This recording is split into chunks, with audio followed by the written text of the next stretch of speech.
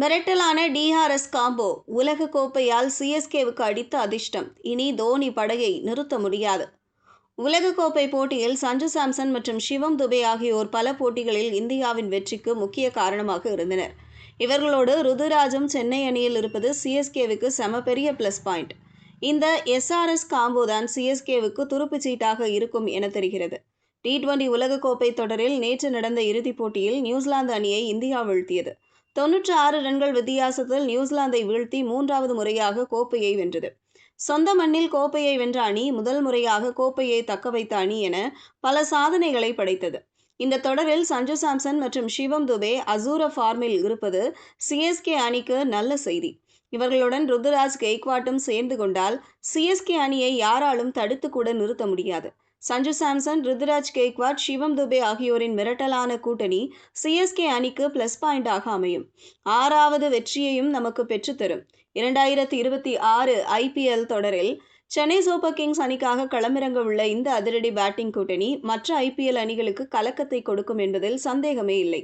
கேரளாவைச் சேர்ந்த சஞ்சு சாம்சன் நேற்று நடந்த இறுதிப் போட்டியில் 46 பந்துகளில் 89 ரன்களை குவித்தார்.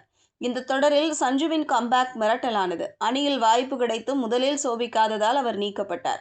T20 உலகக்கோப்பையில் முதல் இரு போட்டிகளில் முறையே 22 மற்றும் 24 ரன்களை மட்டுமே எடுத்தார். அதன் பிறகு கம்பேக் கொடுத்த சஞ்சு வெளுத்து வாங்கிவிட்டார். சூப்பர் 8 சுற்றில் வெஸ்ட் இண்டீஸ் உடனான கிட்டத்தட்ட நாக் அவுட் போட்டியில் 50 பந்துகளில் 97 ரன்களை எடுத்து கடைசி வரை ஆட்டமிழக்காமல் இருந்தார். அதேபோல இங்கிலாந்துக்கு எதிரான அரையிறுதியில் 42 பந்துகளில் 89 ரன்களை எடுத்தார்.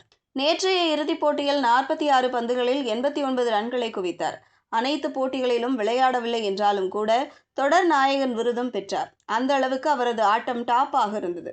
அவர் இதை ஃபார்மை சிஎஸ்கே அணிக்கு கொண்டு வந்தால் ஓப்பனிங் பஞ்சாயத்து இருக்காது. அடுத்து சிவம் துபே ஹல்க் பாணியில் இறங்கினால் அடித்து பிளக்க வேண்டும் என்பதே இவரது மிஷன். உலகக்கோப்பை தொடர் முழுக்க இவர் சீரான ஆட்டத்தை ஆடி வந்துள்ளார்.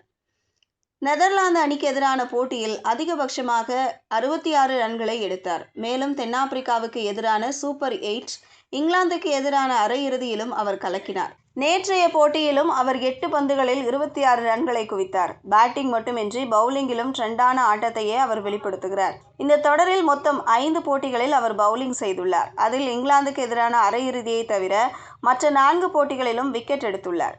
இப்படி பேட்டிங், பவுலிங் இரண்டிலும் சிவம் துபே நல்ல ஃபார்மில் இருப்பது சிஎஸ்கே அணிக்கு செம பெரிய பிளஸ் பாயிண்ட். அடுத்து சிஎஸ்கே அணிக்கு எப்போதுமே நம்பிக்கை நட்சத்திரமாக இருக்கும் ருதுராஜ் கெய்க்வாட்.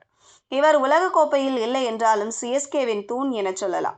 இவரது பேட்டிங் ஸ்டைல் தடாலடி, தாட்புட் என இருக்காது. ஆனால் நேர்த்தியாக ரன்களை குவிப்பார். அதாவது எதிரிகளுக்கே தெரியாமல் எதிரிகளை வீழ்த்துவது போலவே நேர்த்தியான ஆட்டத்தை ஆடுவது ருதுராஜ் ஸ்டைல். தடாலடி வீரர்களுக்கு நடுவே ருதுராஜும் இருப்பது சிஎஸ்கே அணிக்கு ஸ்திரத்தன்மைக்கு பாலமாக இருக்கும். இம்மூவரும் இணைந்தால் சிஎஸ்கே அணியின் பேட்டிங்கை நிறுத்தவே முடியாது.